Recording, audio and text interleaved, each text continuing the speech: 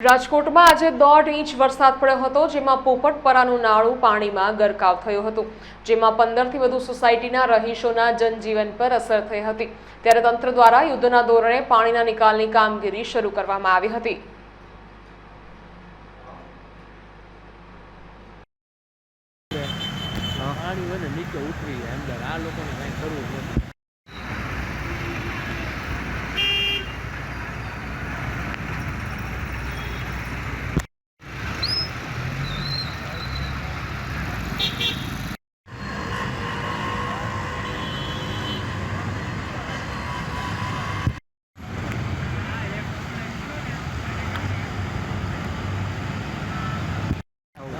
ખાલી નાખી દે ને વચ્ચે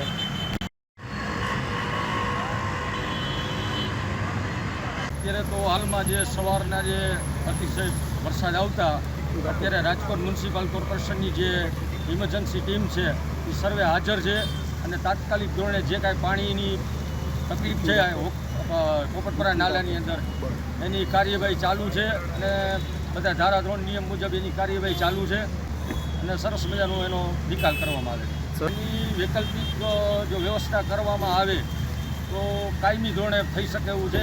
એના માટે આપણે કોર્પોરેશનમાં રજૂઆત કરેલી છે ઘણા સમય પહેલાં।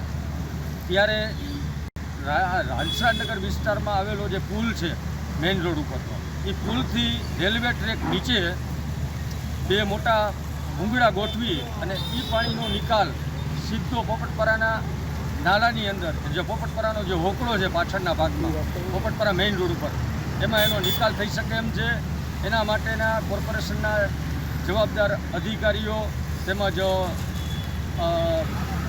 અન્ય નેતાગણ તેઓએ આ પ્રશ્ન ધ્યાને લીધેલો। કલેક્ટરને પણ રજૂઆત કરેલી, ડીઆરએમ રેલવે ડીઆરએમને પણ રજૂઆત કરેલી અને એનું કંઈક યોગ્ય નિકાલ આવે એની માટેની જે પ્રોસિજર હોય કોર્પોરેશનને પૂરેપૂરો ખ્યાલ છે અને એને ધારાધોરણની મુજબ વહેલી તકે થાય એવી અપેક્ષા છે। આ વખત તો હાલમાં એની પ્રોસિજર ચાલુ હોય જેથી પૂરી આવતા ચોમાસે થઈ જાય એવું તો આપણે ન કહી શકીએ, તો કોર્પોરેશનના તાબા અધિકારી કહી શકે, પણ હાલમાં એ પ્રોસિજર ચાલુ હોય, ધ્યાને હોય સરકારશ્રીને